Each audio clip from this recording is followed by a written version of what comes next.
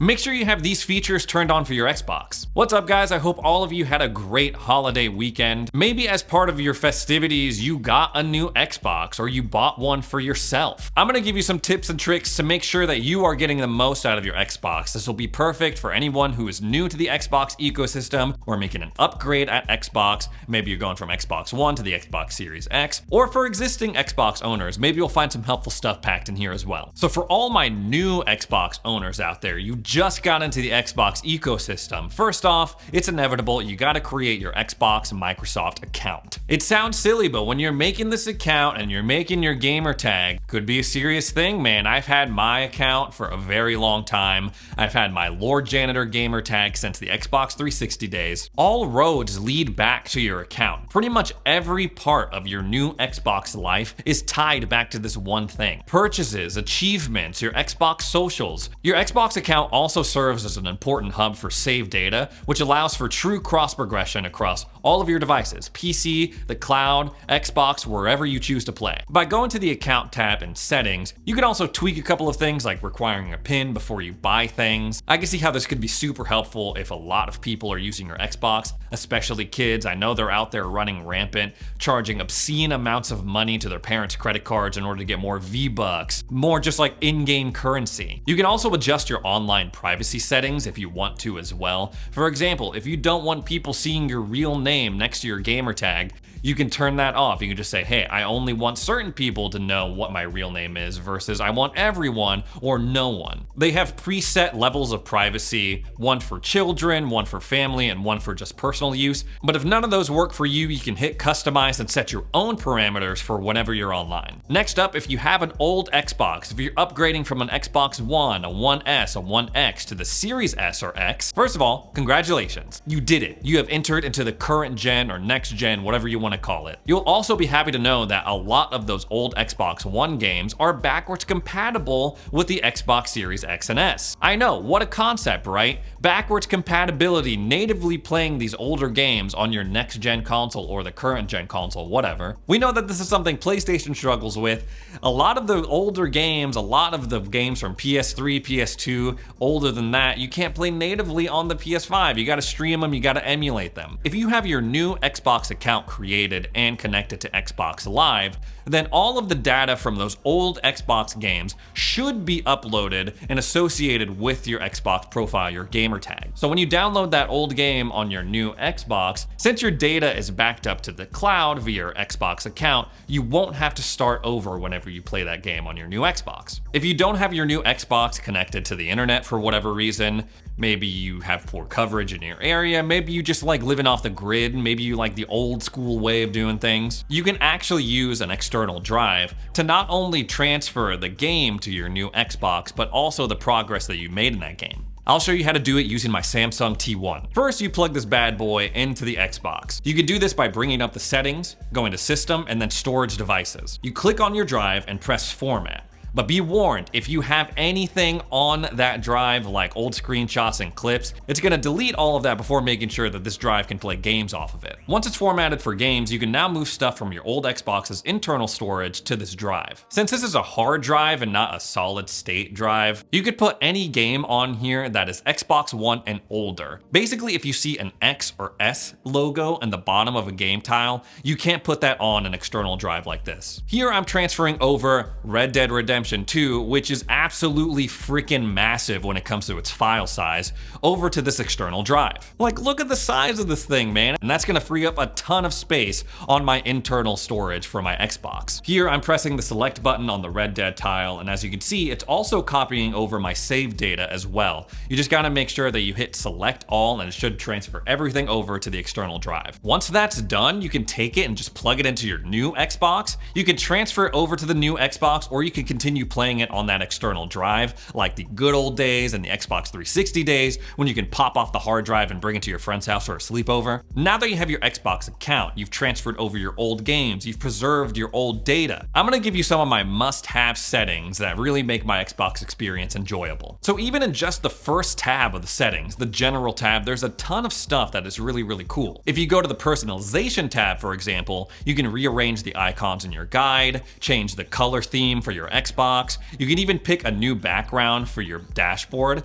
You can upload your own image. You can just have it a solid color, or you can use one of the dynamic backgrounds that they have, and they're really cool. You remember Xbox avatars? Yeah, you can edit that too in this tab. You can even bring back your OG avatar and have that kind of old school feel to it. But the last option in the personalization tab I feel is the most important one. It's a tab that just says My Home Xbox. So if this is gonna be your main Xbox, your main console, your main squeeze, whatever you wanna call it, I highly recommend clicking on this and checking the box that says Make this my home Xbox. This will allow anyone with a profile on your Xbox to access the benefits that are associated with your account. And that includes access to Xbox Live Gold and Game Pass. It'll also allow those other profiles to play games that you downloaded digitally and are tied to your account. Having this setting checked also allows you to play those digital games that you downloaded that I was just mentioning offline. I know that doesn't sound like a big deal, but a couple of months ago there was this huge kind of thing going on in the Xbox community where their online services were down and people were like, wait a minute, I can't play the single player game that I downloaded. It's saying I don't have access to it. What's going on? And apparently this home Xbox fix could have gone a long way in mitigating those issues. Once you check that box, make sure you go back and hit TV and AV power options. I highly recommend visiting this tab, going over to device control and enabling HDMI CEC. This allows my Xbox to turn on my monitor whenever I turn the console on, and it also lets me send commands to my monitor like changing the volume and changing the TV input using my Xbox controller. You can also find your TV details in this tab, like what it's capable of, what you're actually seeing. You can calibrate HDR for games and even calibrate your TV by having your Xbox walk you through the setting process.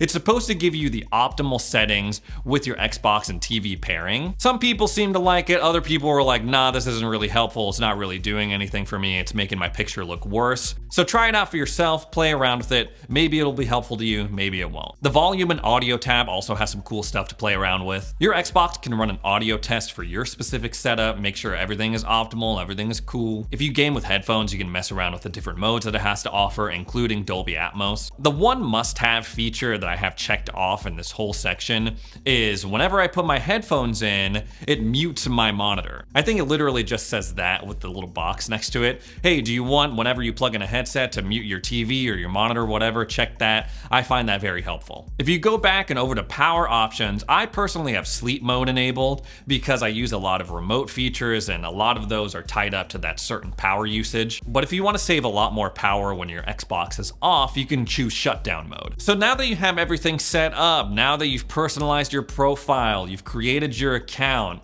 you've kind of messed around with your Xbox TV settings, it's time to get to the good part. It's time to get some games. Now, one of the easiest ways to do this and try out a lot of new games is by subscribing to Game Pass. I'm a Game Pass Ultimate subscriber and I like more games than I could ever get through in a single lifetime. Sure, not all of them are gonna be winners, not all of these games are gonna be your cup of tea, but there's a lot of great stuff on there. A Plague Tale Requiem, Chivalry 2, Guardians of the Galaxy, Nobody Saves the World, High on Life, Vampire Survivors, Forza Horizon 5, and many, many more. I've enjoyed a ton of stuff that's coming to Game Pass, and it's gonna be allegedly a really big year for Game Pass in 2023. If you wanna take full advantage of the Xbox ecosystem, Game Pass Ultimate is definitely the way to go. That gives you access to all the cloud stuff, so it's really helpful if you have a Series S, for example, and you wanna try something on Game Pass and you're like, I don't wanna download it because I have a limited amount of storage on my new Series S. You can play that sucker on the cloud, try it out for yourself, see if you like it, and then download it. Ultimate also gives you access to PC Game Pass, so you can do all sorts of the similar stuff that you're seeing on console on your PC. There's even some games on the PC version of Game Pass that are not available on Xbox. For example, Warhammer Darktide, and also even Death Stranding is on PC Game Pass, surprisingly enough. You also get perks outside of the games and the cloud saves. A couple of months of free Apple Music, free Apple TV. I've gotten free Crunchyroll, free Spotify, free Discord Nitro. Now that you have some games downloaded, maybe it's time to connect with other like-minded individuals who enjoy the same games and content as you. Luckily, Xbox has some pretty interesting tools to connect you with other people like that. You can join an Xbox Club. There are online meeting places created by the Xbox community for like-minded people to enjoy multiplayer gaming and socializing. All you gotta do in order to check out all the clubs that they have out there right now is bring up your guide, go to people, and then go to clubs, and it'll show you pretty much everything. Like there's a club for everything, every game. And if that's not really your style, like, I don't really know, but you're into playing multiplayer games and you have no one to play with,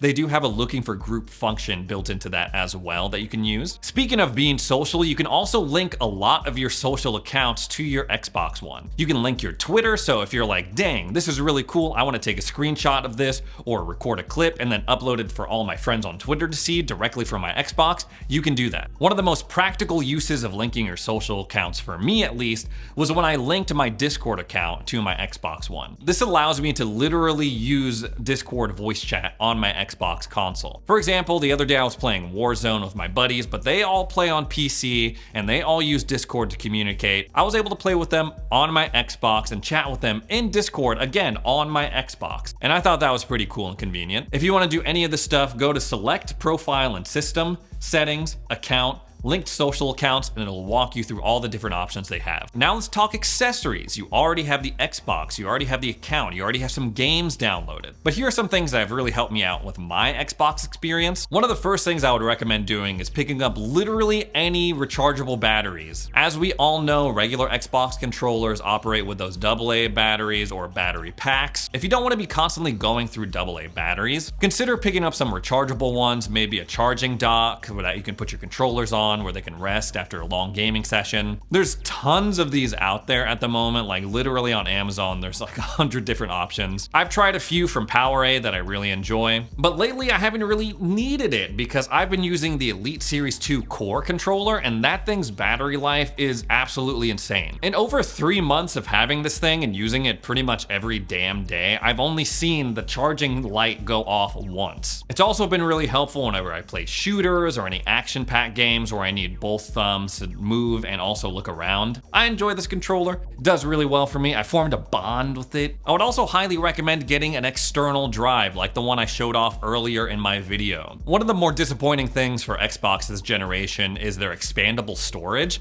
Yes, they have these little cards made by Seagate that you can plug into the back of your Xbox and expand your SSD, but only one company makes them, that's Seagate, so they're like super expensive. The technology is proprietary right now and they hardly ever go on sale. Like if you wanted an extra terabyte for your Xbox Series X or S, you would have to spend $200 and that's like pretty steep. But if you have an external drive like the one I was using, the Samsung T1, you could use it for all sorts of different things, playing your older games off the drive directly, or using it to capture screenshots and longer clips and then transferring that over to your PC. I typically only use mine to store my older games on, and that leaves my internal storage for any game that's optimized for the Xbox Series X and S. Now there are a ton of options out there for headphones as well. Using headphones whenever I game is super important to me because if I'm playing something loud and crazy, like some sort of shooter, some sort of action game, it's really helpful to me to have headphones in and listen for the audio that way, because sometimes my wife is like, what is going on in there? Like, it's way too loud, it's crazy, like what are you even doing in this game? So I personally have the Xbox Stereo wireless headset, and it's pretty good. They're not the best pair of headphones, but they do the job. They're only $100,